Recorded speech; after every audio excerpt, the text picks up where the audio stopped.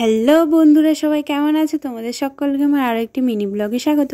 তো এটা হচ্ছে আমার বান্ধবীর গায়ে হলুদের ব্লগ। যারা যারা আইবুড়োবাদের ব্লগটা দেখোনি, এই ভিডিওর নিচে লিঙ্কটা দিয়ে রাখছি, গিয়ে দেখে আসো। তো রাখিদের বাড়িতে এসে দেখলাম রাখি তৈরি হয়নি, তো তাড়াতাড়ি করে তৈরি হয়ে বাইরে চলে এলাম ফটোশ্যুট করার জন্য। আর যেখানটায় ফটোশ্যুট হচ্ছে এটা ওদের পাশের বাড়িতে ফটোশ্যুটটা হচ্ছে। ওদের বাড়িটাতে অনেক ফুল গাছ ছিল তার জন্য।